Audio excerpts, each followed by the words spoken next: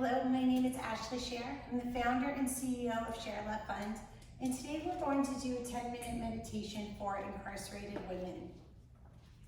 This meditation is called Caring for Yourself. The practice of meditation can be used to evoke a sense of loving kindness towards yourself. Experiencing loving kindness can help you respond to your own mind with friendliness.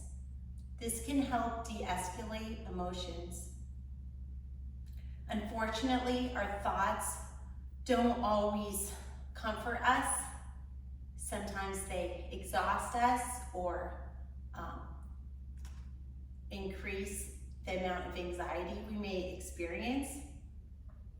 And we may even feel bodily discomfort because of our thoughts.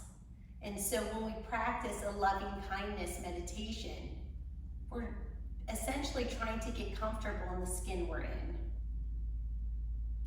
Loving kindness meditations encourage us to meet the experience that we have with our thoughts with a gentle curiosity, open-mindedness, compassion, and just in general, a caring heart. This helps us see more clearly in our own daily life and even in our yoga practice. In a loving kindness practice, you are inviting yourself to settle down within. You're not bringing in anything from the outside.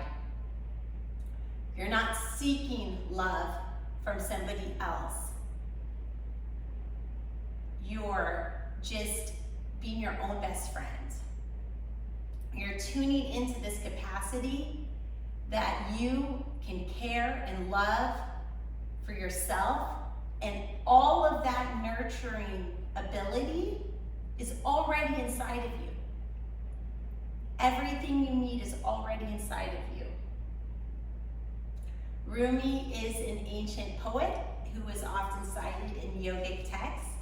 And there is a quote by Rumi that says, "Your task is not to seek for love, but merely to seek and find all the barriers within yourself that you have built against it."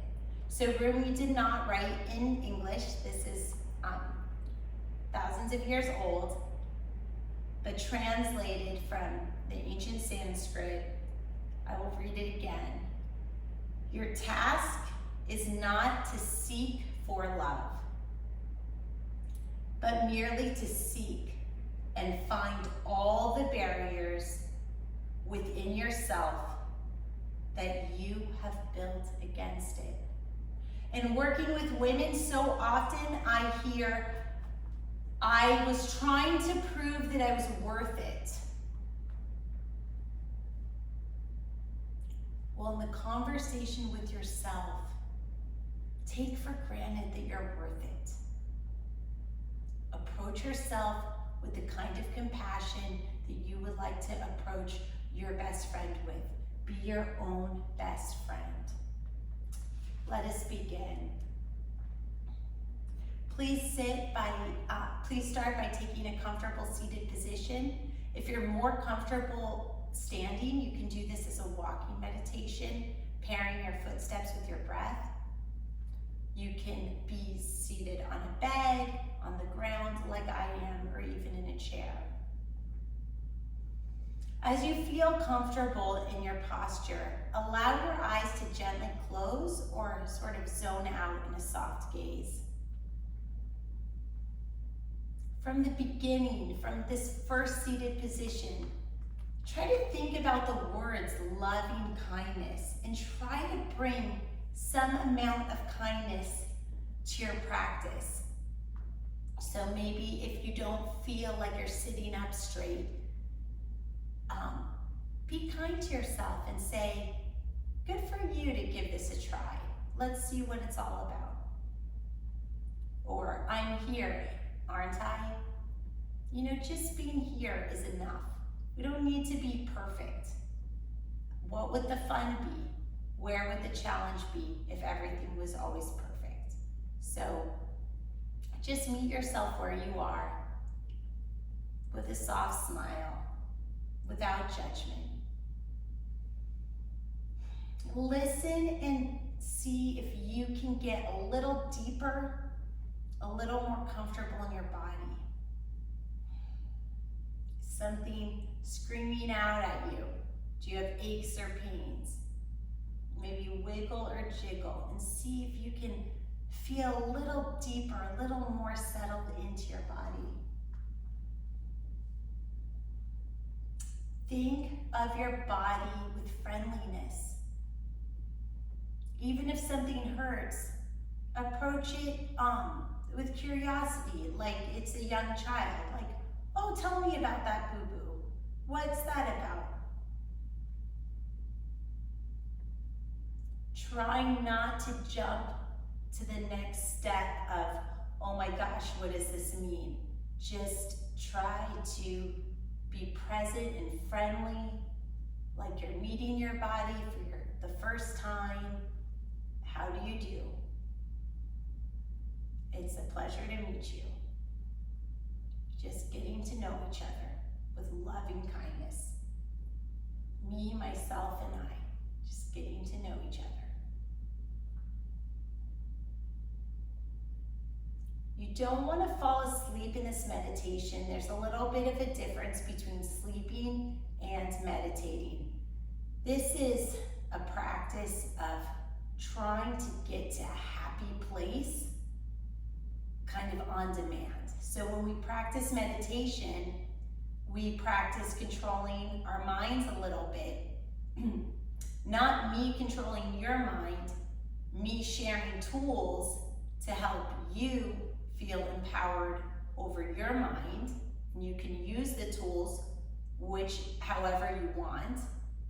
There's no message I'm trying to send here. I'm just trying to give different techniques of how to calm down and feel secure, even when you might not feel secure. How to make your brain feel that you can make the best out of any situation. Because when we're calm, that leads to good decision making. And when we're panicked, that leads to impulse decisions. And I think that most of us have had some regrets with impulse decisions. They tend to get us into trouble.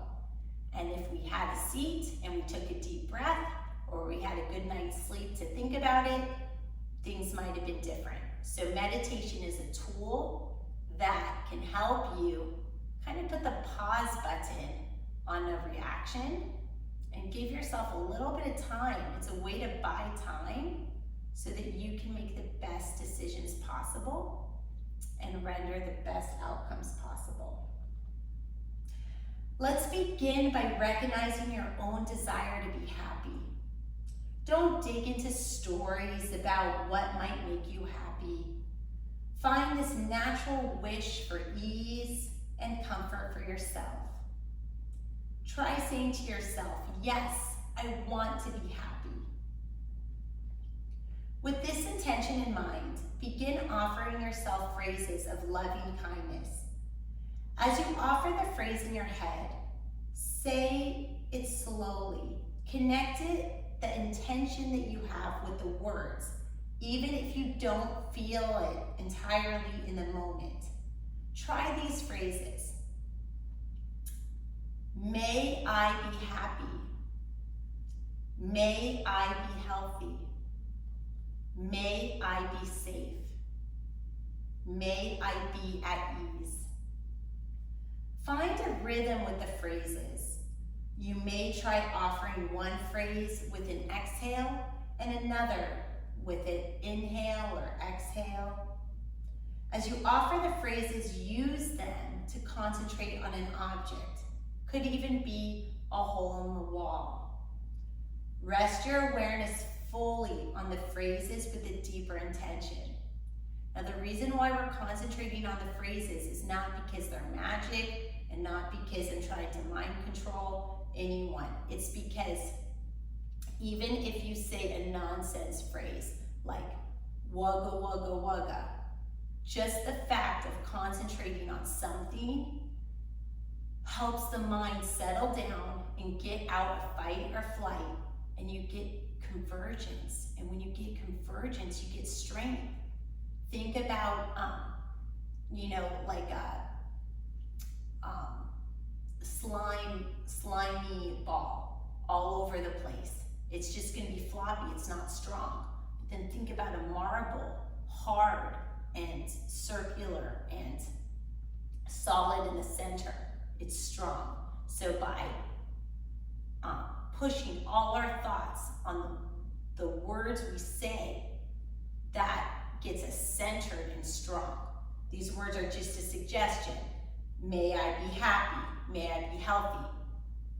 Like I said, you could even use nonsense words and it would still have a positive effect of slowing down your nervous system and helping you feel strong.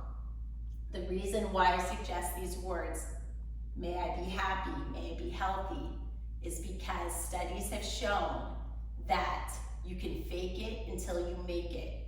Meaning that if you are miserable, but you say the words, I am happy, even though you don't believe it, it tends to have an effect to make the person feel happy, even though they said it not believing it at first.